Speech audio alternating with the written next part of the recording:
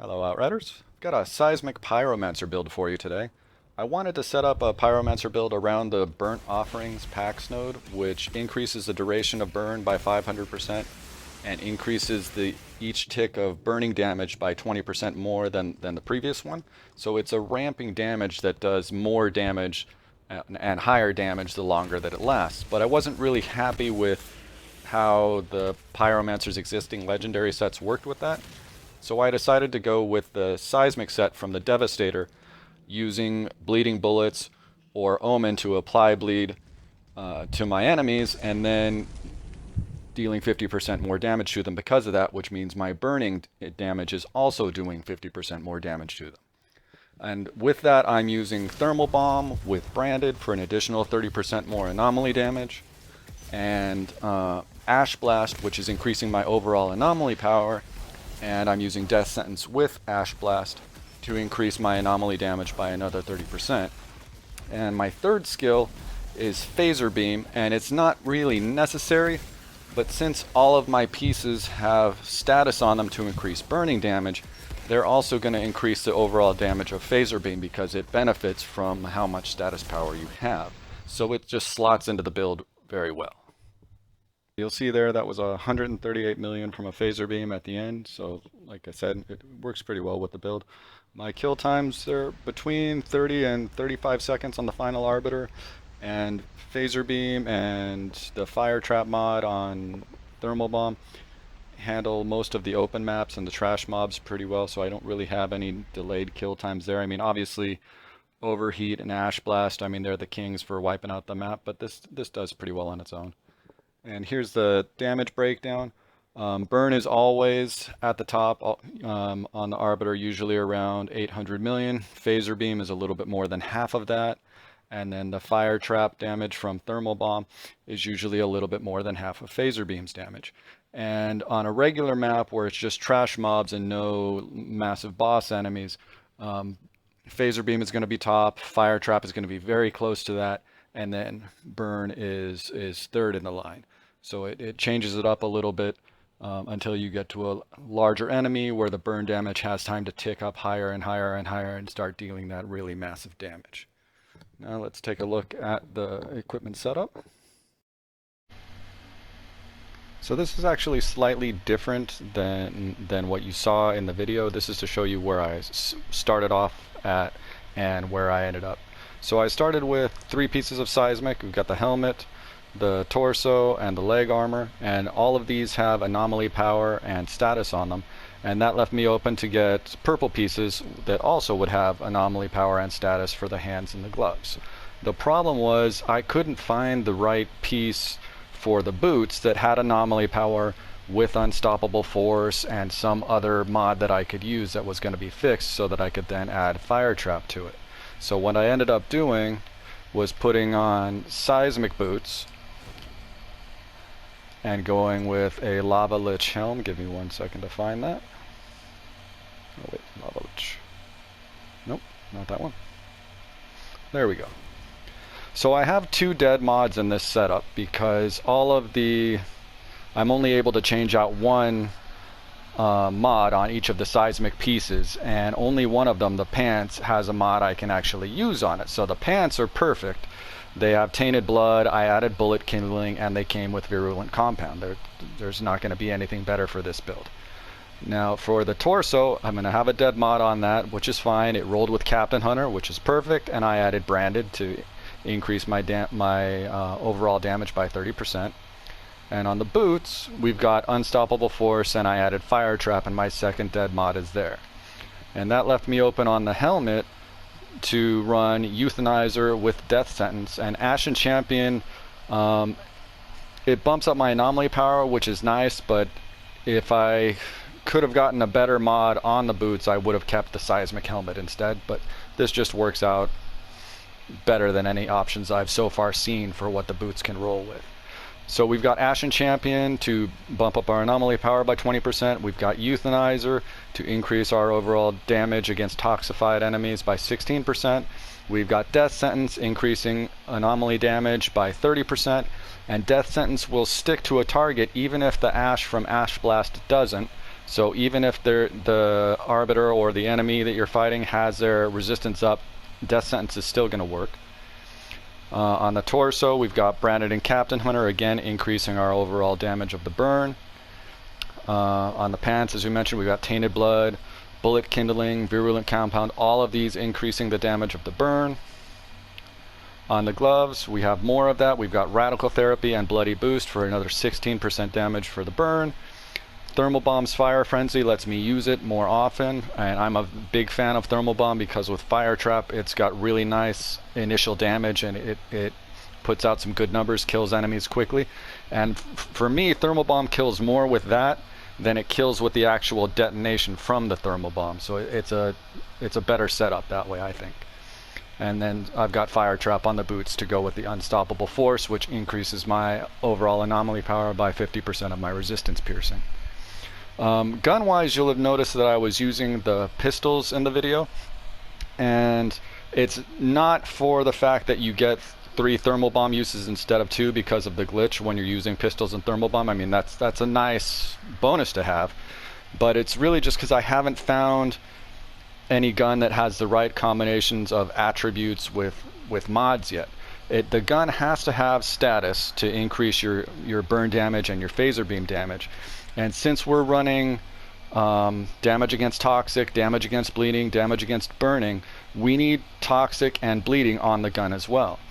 Now, there's no automatic weapon, assault rifle or submachine gun or LMG, that's going to have the Noxious Spawn with Omen and Fortress on it. That combination just isn't out there. So if I want that combination, the only gun I could get is the Emerald Chaos, I believe it is, which I would use if I had it, but it has to roll with Omen or Fortress in the 3rd position for me to get that setup that I just mentioned.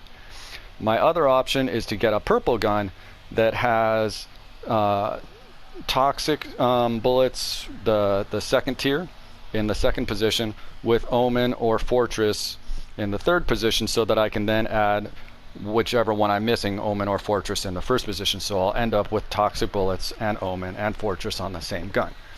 The pistol that I'm using is kind of that, but kind of not. It's got Noxious Spawns instead of Omen. I would prefer Omen because Omen gives you an additional 10% damage against enemies affected by the Omen Blast.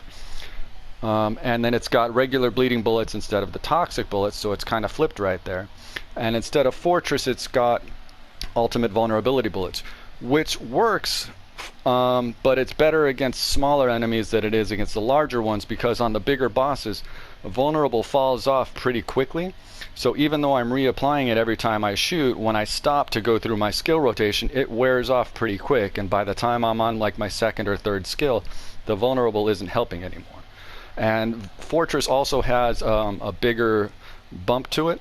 The debuff from vulnerable is 15%, so they take 15% more damage, but Fortress gives you a 25% bump in your damage, so you get a slightly bigger damage bump if you can get Fortress into the mix. Let's take a look at the class nodes. Now, the class nodes I've played around with pretty often. I think in the actual footage of me fighting the Arbiter, I mentioned that Ash Blast was giving me a bump in my Anomaly Power, which is one of the setups I ran with. Instead of taking these 3 nodes right here for extra damage against burning, for extra cooldown, and for a little bit more Anomaly Power, I went up to get the 45% bump in my Anomaly Power from Ash Blast. And what I found by taking these 3 over these 3 is really, it's about a 1 second difference, if that. The kill time's pretty much the same. The main difference you're going to see is that if you go with this upper tree here to take the Anomaly Power bump from Ash Blast, is your phaser beam is consistently going to do more damage against the trash mobs as you kill them, because they might not all be burning or bleeding or toxified for phaser beam to do max damage otherwise. So this is going to bump up your overall phaser beam damage. I preferred this set here because it let me use my powers a little bit more often, and the difference in the kill time was negligible. So I went with the lower tree. I took all the Anomaly Power nodes, the damage against marked enemies nodes.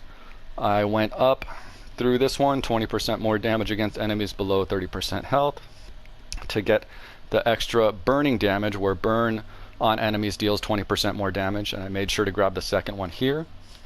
Went down right here to grab an extra 12% anomaly power every time I use an explosive skill, which is thermal bomb, and I use thermal bomb a lot, so this is always running.